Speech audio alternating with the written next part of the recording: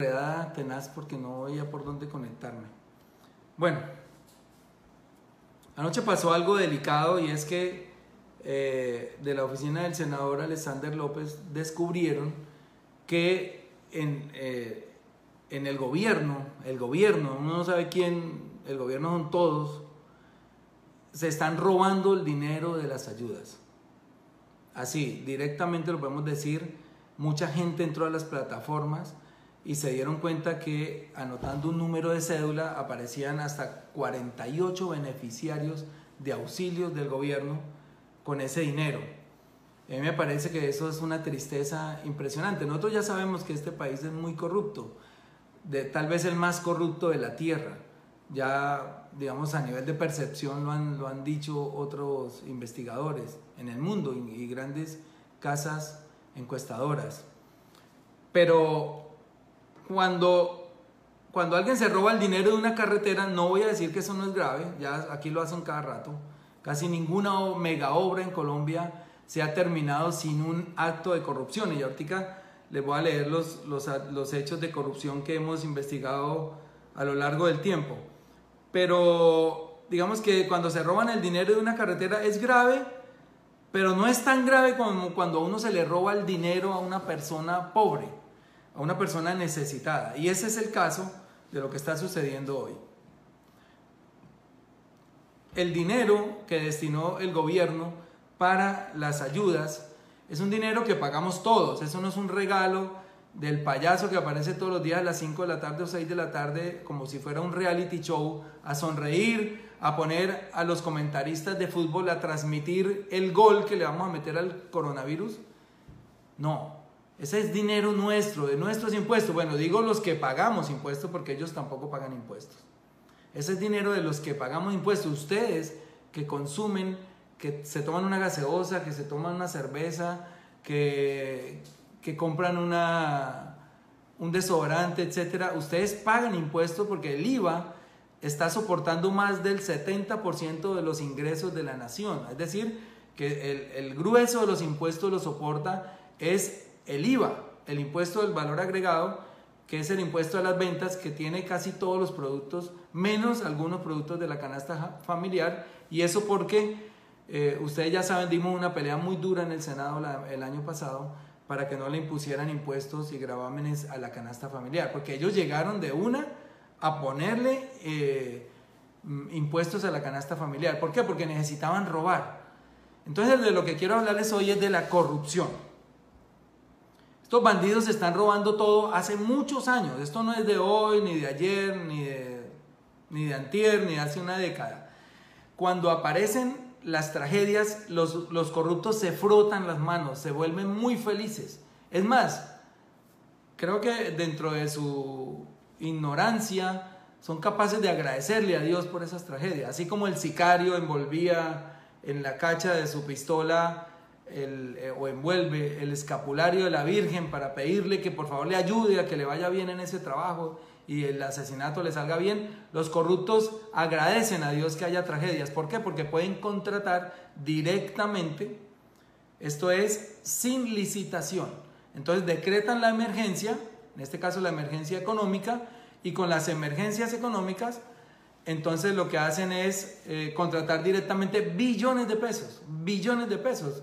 La ley 80 impide que la gente que pueda contratar directamente cuando hay unos ciertos montos, incluso muchísimo más pequeños. Pues bueno, están contratando directamente y ustedes vieron ya el festín que están haciendo gobernadores y alcaldes en todo el país, generosos, regalando mercados, y aparecen ahí, la gobernación de Atlántico va a regalar 21,000 mercados, fulano de tal, vamos a dar 5,000 mercados, y eso salen y hacen campaña con los mercados. Pero primero, la plata es de ustedes. Segundo, están sobrefacturando, porque ustedes ya lo vieron y los que viven en Colombia lo saben, una lata de atún no vale más de 5,000 pesos. Pues ahí ustedes ya ven en internet todas las facturas con latas de atún a 21,000, a 19,000 y a 20,000 pesos. Una lata de atún. Una libra de arroz que vale 3,000 pesos la están facturando en 5,900, al doble. ¿Y cómo se explican ustedes que si uno compra un mercado en cantidades, por citar solamente los 21.000 mercados que está entregando la gobernación de Antioquia, de Atlántico, en vez de los precios bajar por ser cantidad, por ser volumen, suben, pero no suben 10% ni 20%, no, suben 500%, 1000%, 4000%, como pasa con el atún. Estos son unos degenerados, bandidos, sin alma, sin escrúpulos. Yo les digo ratas cada rato porque es que no merecen otro calificativo. Son unas ratas desalmadas, inmisericordes, que no merecen ni siquiera el infierno. Es que deberían irse al limbo. No merecen ni el infierno, ni las llamas del infierno. Porque con ese dinero que cogen a manos llenas, pues educan a sus hijos en Harvard y en Europa para que vengan después a gobernarnos. Y les enseñan a robar. Porque aquí hemos visto que de generación en generación los delfines van adoptando siempre las mismas mañas de sus padres y todos aprenden a robar y se vuelven clanes familiares, y en la costa se ve mucho eso, y en las regiones de Colombia se ven esos clanes familiares donde el tío roba, el abuelo era ladrón, el hijo es ladrón y ahora es gobernador, y ahora el nieto es alcalde, pero todos los demás estuvieron en la cárcel y son familias completas de ladrones que nos tienen azotados a este país. Y obviamente pues ya uno con ponerse bravo pues no saca nada. Hicimos marchas, tampoco pasó nada, algunas veces salió mucha gente, otras veces no salió ninguno. Hacemos todas las denuncias, algunos arriesgan o arriesgamos la vida haciendo estas denuncias, pero nunca pasa nada. Entonces yo me rompo la cabeza todos los días pensando qué hay que hacer, y de verdad le he dado vueltas y vueltas al asunto y no encuentro el camino. Les mentiría si les dijera que tengo la fórmula. Las marchas no dan resultado. Primero porque ellos, aparte de manejar la corrupción y de blindarla con fiscales amigos, con procuradores amigos, con jueces amigos, con prensa amiga que les lava la imagen. Ustedes nomás miran hoy la prensa de Colombia, las noticias que han sacado sobre el descubrimiento de anoche, ¿no? De ingreso solidario, de cómo se están robando el ingreso solidario. Dicen, la DNP, la Dirección Nacional de Planeación, reconoce algunas inconsistencias en la página, ya, y esa fue la noticia. Y la DNP dice, sí, hay algunas inconsistencias y las estamos corrigiendo. Y la pregunta para los ladrones estos es, ¿por qué no se habían dado cuenta de las inconsistencias hasta que apareció la denuncia del senador Alexander López? ¿Por qué apenas aparecen las denuncias, bajan las páginas, las sacan de internet? Para que la gente no pudiera seguir demostrando, adquiriendo y bajando pruebas de internet de cómo se roban el dinero público.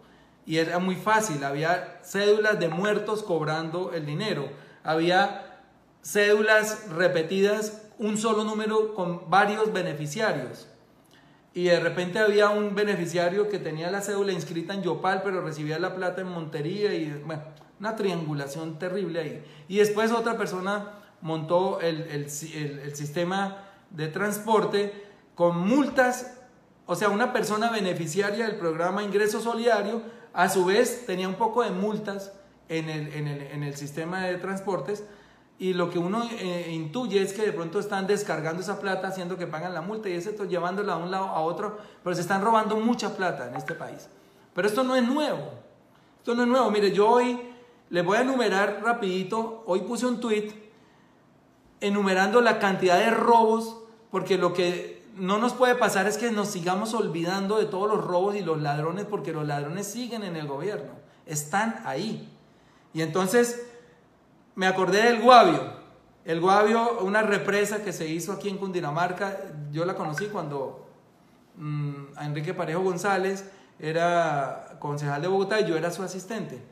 Y fuimos a conocerlo. Bueno, en el Guavio se robaron un mundo de plata. Foncolpuertos, cuando liquidaron la sociedad de puertos, porque todo lo empezaron a privatizar, ¿no? Con el cuento de que lo público era muy corrupto, pero lo privado es pulcro. Entonces privatizaron los puertos, entonces todos estos funcionarios que quedaron volando los fueron liquidando, y en Foncolpuertos se robaron 5 billones de pesos de hace 30 años. 5 billones de pesos de hace 30 años.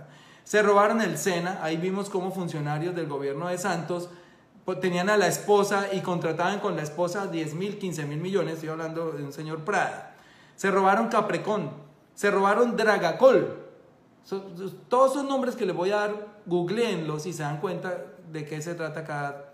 Chambacú, cómo se quisieron apoderar de un lote público en Cartagena, una familia Araujo.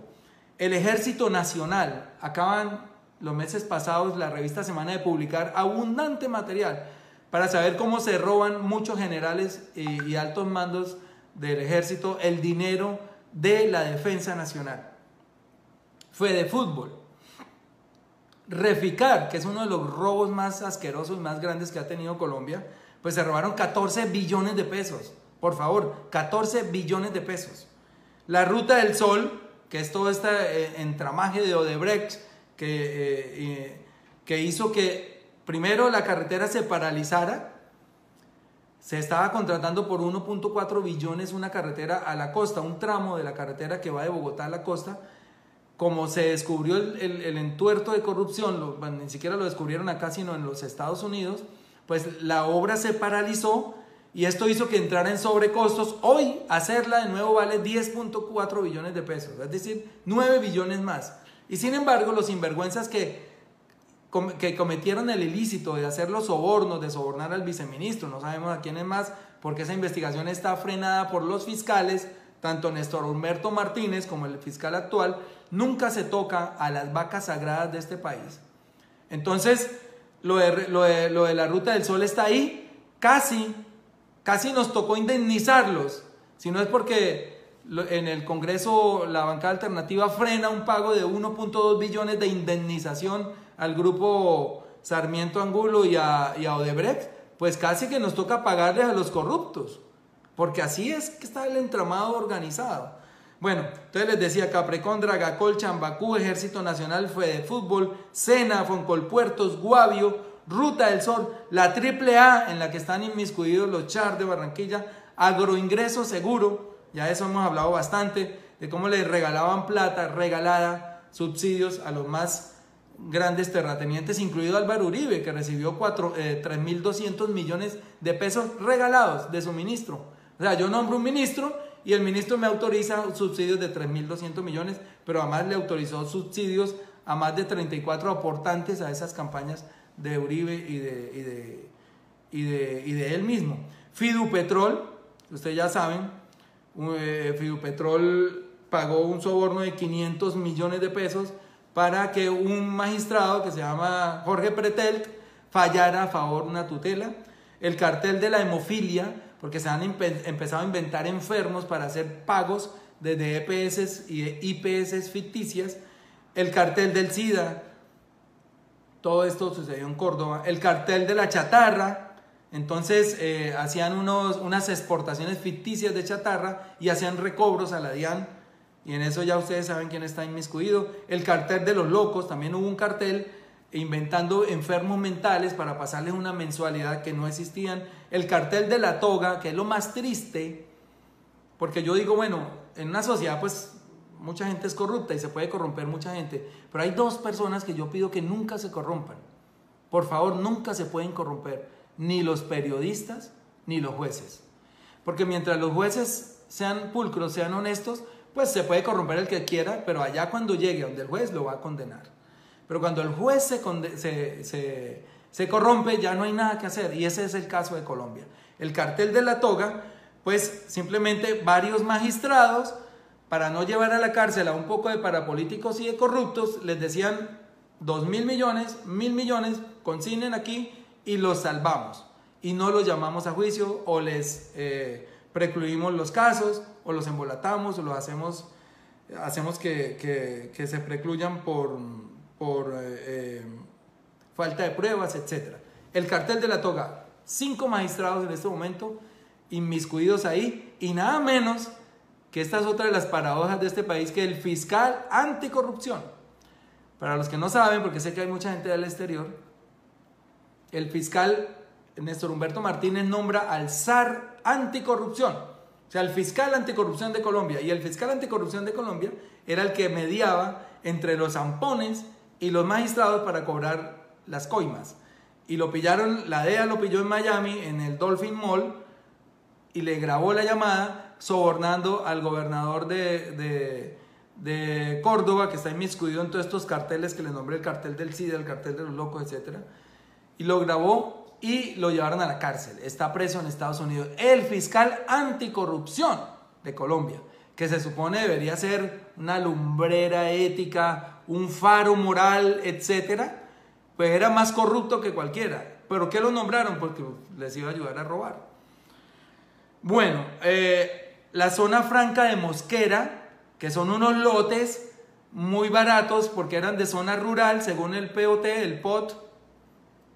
el Plan de Ordenamiento Territorial de ese municipio. Entonces los hijos de Uribe lo compran y papá, como es el presidente, llama al señor de la DIAN y el señor de la DIAN declara la zona que acaban de comprar los hijos del jefe como una zona franca. Y resulta que una cosa es el precio en una zona rural, el precio del metro cuadrado, y una cosa mucho más cara, 1000 o 10.000 veces más cara, es un metro cuadrado en una zona franca donde quien monte una bodega no paga impuestos de exportaciones e importaciones.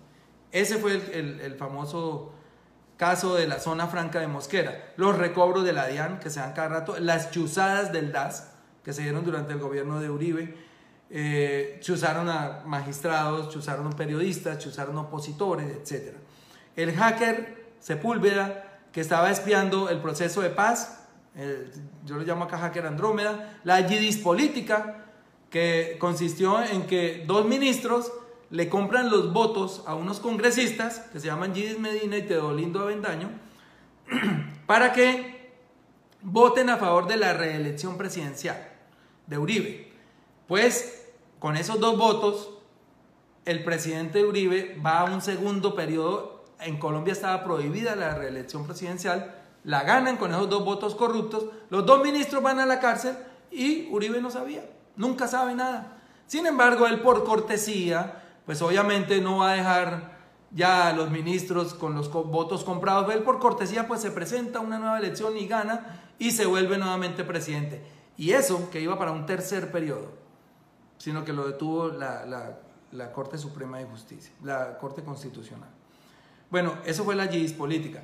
Las licencias a pistas y a aviones de narcotraficantes que dio Uribe durante su mandato del Aerocivil, que ya lo hemos comentado 1000 veces, y que el mismo Popeye, lugarteniente de Pablo Escobar, dijo que había sido el pilar fundamental del crecimiento macro del narcotráfico en Colombia, esa licencia. El proceso 8000, por medio del cual se financió la campaña de Ernesto Samper con dinero del narcotráfico y en el cual estuvieron involucrados cerca de 30 congresistas que fueron a la cárcel por haber recibido cheques para sus campañas de los miembros del cartel de Cali. Está Interbolsa, esto ya es un robo a alto nivel, se robaron entre ellos mismos. El metro de Medellín, que terminó costándole al país como 4 veces. El metro de Bogotá, que no ha empezado su construcción y ya tiene varios procesos de la Contraloría, varios hallazgos de la Contraloría de corrupción. El carrusel de la contratación, pues que ya ustedes lo conocieron, de Samuel Moreno, de Iván Moreno, que se robaron Bogotá prácticamente con la calle 26. Termorrío, carrusel de las pensiones, el cartel del cemento, el cartel de los pañales, en el que estuvo involucrada la empresa de la hoy canciller de Colombia. Saludcop, y me quiero detener en el tumbe de Saludcop porque es gravísimo. La ley 100, que privatiza la salud de los colombianos y que hoy podríamos estar pagando un precio muy caro con esto del coronavirus, en caso de que se disparen más la curva, pues consistía la ley 100 en que el gobierno, en vez de sostener los hospitales, consigue un intermediario que se llaman las EPS, le paga todo el dinero de la salud a las EPS y las EPS montan clínicas y empiezan a asistir a la gente. Pero como los dueños de las EPS son negociantes, son empresarios, pues entonces dicen, bueno, necesitamos ganar mucha plata, demos tratamientos baratos, demos droga barata o neguemos tratamientos, y se fue al piso la salud de los colombianos. Pues Saludcod es uno de los casos de esas EPS corruptas. El señor Gustavo Palacino, que ya estuvo preso, empezó a comprar canchas de golf, empezó a darse los grandes viajes y los grandes lujos con el dinero de la salud de los colombianos. Pero como Saludcod han quebrado muchas EPS, y Saludcod es el emblema de lo que es la corrupción en la salud y de por qué la ley 100 tiene que acabarse en este país. Sobre todo cuando pase la pandemia y cuando nos demos cuenta que muchos gobiernos en el mundo están estatizando la salud, porque la salud es un derecho, no es un negocio. Los seres humanos somos pacientes, no clientes de un sistema de salud. Somos enfermos o somos pacientes, no clientes. Y ellos nos veían como clientes. Entonces, no, ese tratamiento para el cáncer es muy costoso. Niéguelo. O dígale que tiene ibuprofeno, venga dentro de 3 meses y en 3 meses le decimos que qué pena que era cáncer, pero está muy avanzado y se murió el tipo. Y le servía más muerta a la gente, a las EPS que enferma. Y han cometido un genocidio del cual nosotros daremos cuenta pronto en un debate que haremos en el Congreso de la República. 1.300.000 personas murieron entre 1998 y 2010 por tratamientos que habían, por enfermedades que habían podido curarse a tiempo o que se habían podido prevenir. Esa es la cifra. De 2010 a 2020 no la tenemos, la estamos investigando, pero calculamos que han sido 2 millones de personas las que han muerto en virtud de la ley 100 que crearon entre el señor César Gaviria y el señor Álvaro Uribe Vélez. Esa es la ley 100 que vamos a acabar nosotros. Bueno, sigo. Está la repartija de la Dirección Nacional de Estupefacientes, otro acto de corrupción aberrante. Más de 4 o 5 billones de pesos en propiedades de los narcotraficantes, pues un sinvergüenza que tenían ahí de director de la Dirección Nacional de Estupefacientes empezó a entregarla a los amigos, a congresistas, a políticos, con alquileres paupérrimos. Por ejemplo, había un motel a la salida de Cali, no recuerdo el nombre, aparece en la investigación, un motel que genera muchísima riqueza y lo había arrendado por 10.000 pesos mensuales. Y así empezaron a feriar todas las propiedades incautadas a los narcotraficantes y pasaron de manos de unos zampones, que son los narcotraficantes, a manos de otros más zampones, que son los políticos. Y se robaron muchas de esas propiedades o se las devolvieron a los narcos a cambio de plata. En fin, hicieron fiestas con eso. Están los falsos positivos, de los que ya hemos hablado 1000 veces. Y a propósito, cuando hablan del señor de las bolsas, yo me imagino que es el señor de las bolsas negras, donde envolvían a los niños de Soacha que asesinaban ofreciéndoles un empleo y después disfrazándolos de guerrilleros. Está la DMG política, que acuérdense que todo este boom de las pirámides desembocó en una estafa colectiva a nivel nacional, pero ahí había políticos involucrados. Está el desfalco a Cajanal, ese es mucho más atrás, pero fue grandísimo. Está el Invercolsa, donde está involucrado este señor Londoño. Hidroituango, que es un fiasco completo, casi 3 billones de pesos en sobrecostos. La ñeñe política, que es reciente y que afortunadamente para el presidente Duque apareció el coronavirus, por eso es que uno lo ve sonriente todos los días, porque se olvidaron los colombianos de la ñeñe política, y es nada menos que otro proceso 8000, es decir, narcotraficantes financiando a los políticos. Y ahí están los testimonios, están los audios del Ñeñe Hernández y su hermano, testaferro, el Ñeñe Hernández, de Marquito Figueroa, un narcotraficante que está preso incluso, y al quienes les incautaron bienes por 2 billones de pesos. Ninguna persona decente tiene 2 billones de pesos incautados por la fiscalía. Y ellos eran quienes financiaban la campaña en Guajira y en Cesar para el presidente Duque, y compraban votos. Y también está la merlanopolítica, que es la señora Aida Merlano, mostrando pruebas de cómo los Char y los Gerlain compraron votos en Atlántico para el señor Iván Duque también. También está el cartel de los cuadernos, el fraude electoral que se presenta todos los años en Colombia, el robo a los damnificados de Mocoa. A los damnificados los han robado toda la vida. Apenas aparecen estas emergencias, ya lo dije al comienzo, pues enseguida decretan la emergencia y empiezan a recibir ayudas y se las comen y se las roban.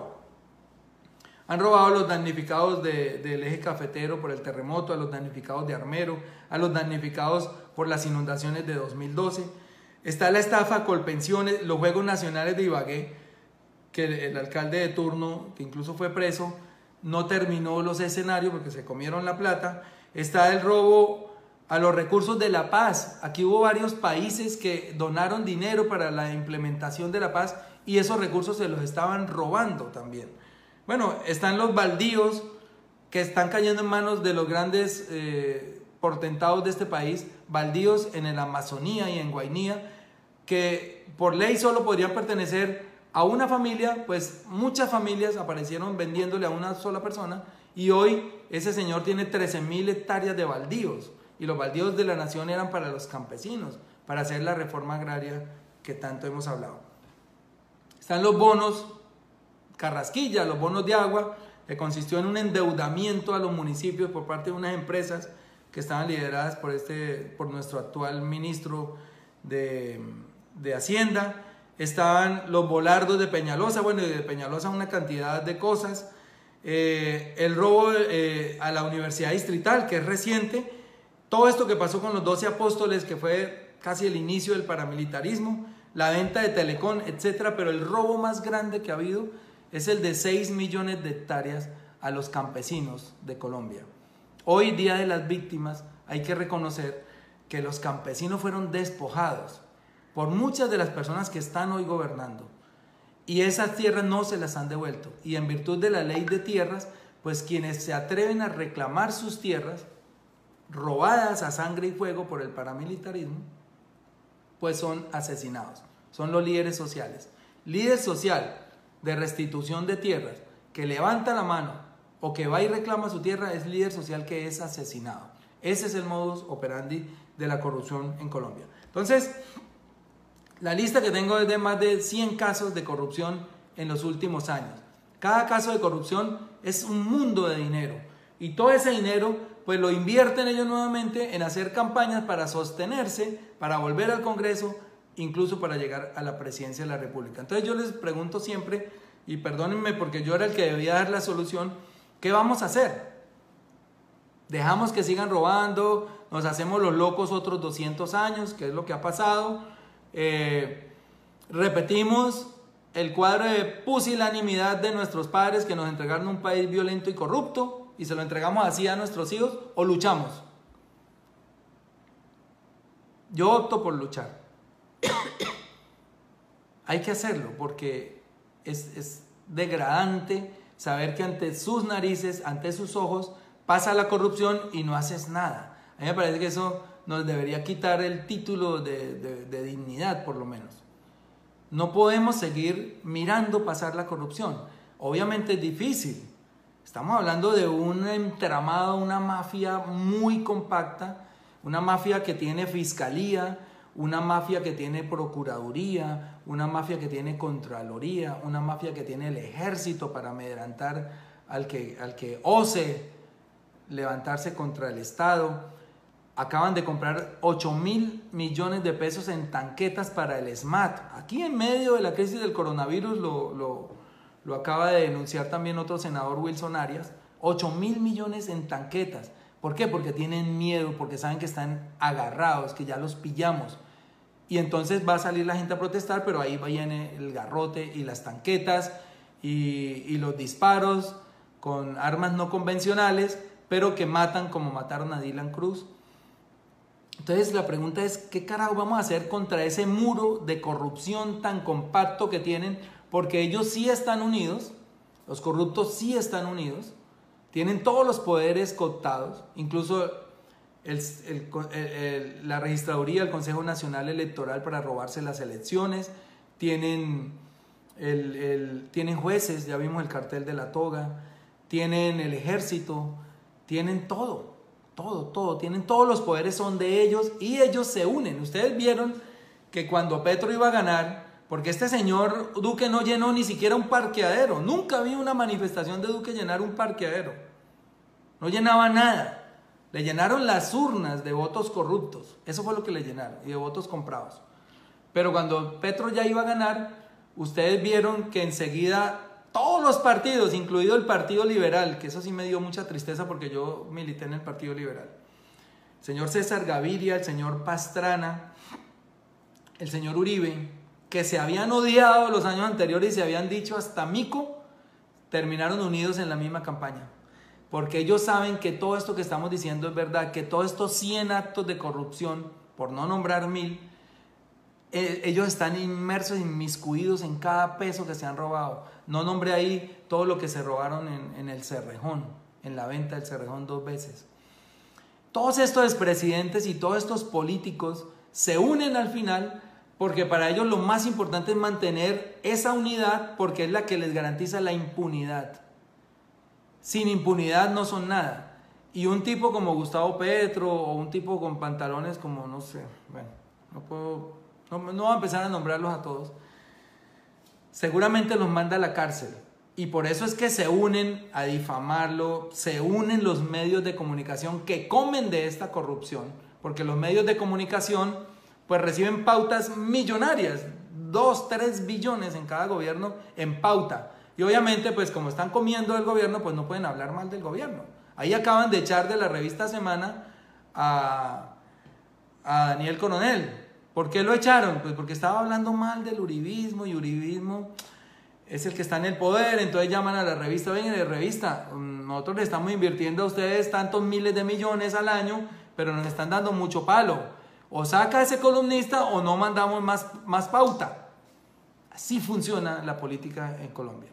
Y obviamente prefirieron echar a Daniel Coronel. Después en solidaridad, Daniel Samper se fue detrás, cosa que aplaudo. Y así es. Entonces, como lo ven, estamos en una sin salida. Las marchas tampoco funcionan. La gente se aburre, la gente no tiene consistencia, la gente no tiene todavía en Colombia el valor de quedarse un mes en la Plaza de Bolívar. Apenas termina a las 4 de la tarde y termina la cosa, sale. Si la gente se intenta quedar, entonces el SMAT inventa unos disparos y empieza a pegarle a todo el mundo y obviamente pues la gente se va. Pues hay un instinto de supervivencia que tampoco los hace mantenerse ahí quietos, esperamos. Eso lo hacía Gandhi. Yo creo que pues en Colombia no hay Gandhis, que le estaban pegando cuando estaba tomando la sal para mostrarle a ellos que la sal era hindú, que era de la India, no inglesa, y le pegaban y los masacraban y ellos no levantaban las manos. Seguramente en la época de Gandhi hubiera desistido el SMAT, a lo mejor también salen corriendo, porque es que son atarbanes, son muy salvajes los del SMAT. Y esa es una orden que reciben ellos porque obviamente son muchachos del pueblo que están ahí por algún otro motivo y ellos reciben órdenes de los de arriba. Entonces, la pregunta, y no me quiero ir, aprovechando que hay 4.600 personas hace mucho rato aquí, y si comparten en este momento llegamos a 5.000, es ¿qué vamos a hacer? Yo les he dicho, yo me ofrezco como soldado, pero ¿quién más? Cuando necesitamos millones de soldados para salir a las calles cuando pase todo esto, obviamente, porque si lo decimos ahora, entonces somos los apátridas, los que estamos dividiendo, sembrando el odio. Aquí uno no puede contar la verdad porque está sembrando el odio, y etcétera, y se inventan unos discursos y para todo tienen una respuesta. Entonces, mire, dice uno, ayer por ejemplo la vicepresidenta apareció inmiscuida en negocios con un narcotraficante, ¿no? Alias el fantasma. Y la señora, pues, dice, no, lo que pasa es que fallaron las personas que no nos dijeron que ese señor era narcotraficante. No tenemos la culpa, ella y su esposo. Entonces, tienen un pretexto para todo. El embajador de Colombia en Uruguay, un embajador de Colombia con nuestros impuestos pagos, embajador de Colombia, en su finca encuentran 3 laboratorios de cocaína. Y el señor, que producían 2.000 kilos de cocaína al mes. Nosotros que hemos investigado esto de tiempo atrás sabemos que para hacer 2.000 kilos de cocaína al mes, es decir, en 3 meses 6 toneladas de cocaína, pues se necesita que entren por lo menos 70 carrotanques con insumos químicos o 70 camiones con insumos químicos. Eso es lo que necesita para hacer 7 toneladas de cocaína. Pues nadie vio, él dice que no sabía que ahí habían 3 laboratorios de cocaína y ayer aparece el mayordomo de la finca a echarse la culpa, como siempre. El mayordomo de la finca dice, no, mire, lo que pasa es que a mí me abordaron 30 hombres armados, o sea, 30 hombres armados en un municipio de Cundinamarca y nadie los ve, ni la policía, ni el ejército. Y aparecen y le dicen al mayordomo, o nos deja poner aquí unos laboratorios de coca o lo matamos. Y el tipo le dice, bueno, pues háganlo, móntenlo. Y ya se echó la culpa el mayordomo de la finca del embajador. ¿Qué quiere decir? El otro mes o en 2 meses el señor se va a otra embajada porque ya va a salir libre de toda culpa y a esa finca no le aplicaron la extinción de dominio que le aplican a cualquier propiedad donde aparece un laboratorio de cocaína. A él no, porque es del uribismo, es del establecimiento, es de ellos. Ellos no se pueden tocar. En los falsos positivos, pues salió el general tranquilito a decir, no, es que los soldados son muy brutos y ellos no entendieron la orden. Nosotros habíamos dicho bajas operacionales, y ellos entendieron ir a matar a todo el mundo. Entonces le echaron la culpa a los soldaditos brutos. En la compra de votos de la señora María Fernanda Cabal, senadora uribista, resulta que la fiscalía descubre que compraron votos para ella en la elección pasada, en esta de 2018, y entonces los señores se echan la culpa y dicen, ay, qué pena, nosotros los compramos, pero ella no sabía. Imagínense, votos a 200,000 pesos que según la investigación se pagaron en esa campaña corrupta. Y resulta que los señores, ¿saben qué terminaron haciendo? Pidiéndole perdón a la señora María Fernanda Cabal. Entonces van a la cárcel, están presos, y dicen, le pedimos perdón a la señora María Fernanda Cabal por haber comprado votos a su nombre y sin haberle dicho, disculpen, ¿de dónde salió la plata? Lo creen a uno pendejo. Pero así son las respuestas de ellos ante cada vez que los atrapan en evidencia. Para la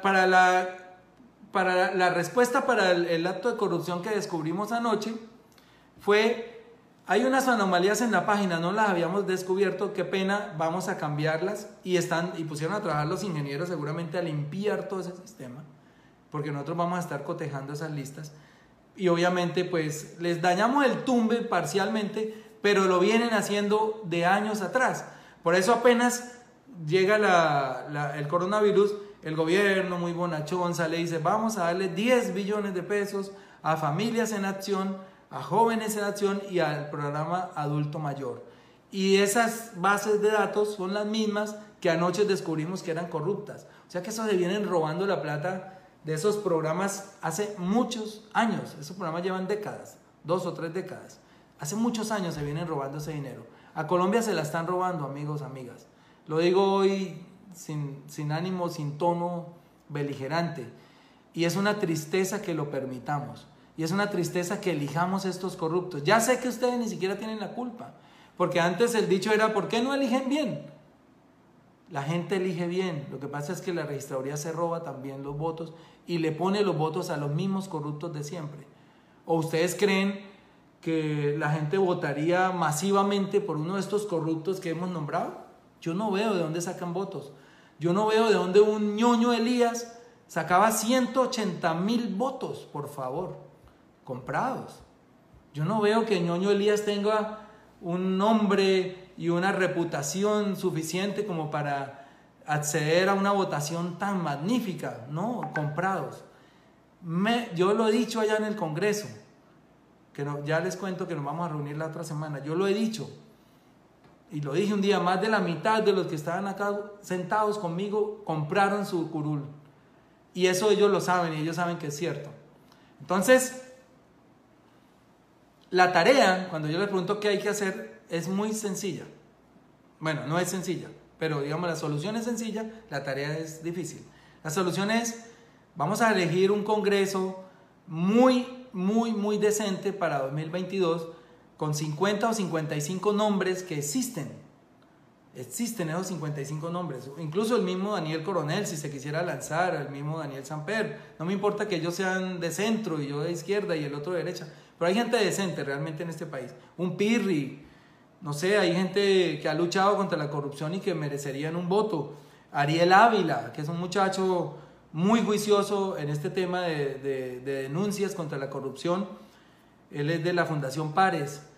Bueno, hay muchos. Si nosotros pudiéramos coger todos estos nombres y votar por ellos masivamente y llevarlos al Congreso para reemplazar a todas estas ratas que ya les nombré, pues mire que por ahí empezaría el cambio. Ahora, ¿cómo hacemos para que no les roben a ellos los votos y se los pongan nuevamente a los mismos de siempre? Ahí está la tarea, esa es la tarea difícil. Y lo he dicho infinidad de veces, son testigos electorales, no hay otra forma. Y es organizarnos electoralmente de la manera que sea, pero unidos, así como se unen los zampones de este país para proteger su impunidad. ¿Cómo nos vamos a unir un día por fin nosotros y vamos a dejar todos esos resquemores, que no voto por él porque es que en 2010 me dijo feo, o porque tal cosa, que fue lo que pasó en la elección de 2018, cuando el señor Fajardo, el señor Robledo y el señor de la Calle se fueron a votar en blanco? Eso no puede volver a pasar nunca, eso no puede volver a pasar. Tenemos que llegar primero unidos, elegir un solo presidente, no tengo duda que lo podemos elegir, y elegir un Congreso decente. Y ahí ustedes van a ver el cambio de Colombia. Ahí van a ver ustedes el cambio de Colombia, se acordarán de mí. Si no hacemos esto, pues es esta tristeza que tenemos hoy de ver todos los días un acto de corrupción distinto, pues lo vamos a seguir viendo por muchos años y vamos a morir y nuestros hijos van a recibir esa corrupción y esa violencia que se genera a partir de la corrupción. Nunca vamos a tener paz tampoco, porque la madre de la violencia, la que engendra todos los problemas, es la corrupción. De la corrupción nacieron incluso los mismos grupos guerrilleros de la época, que lo he dicho muchas veces. Hoy nosotros tenemos este fusil.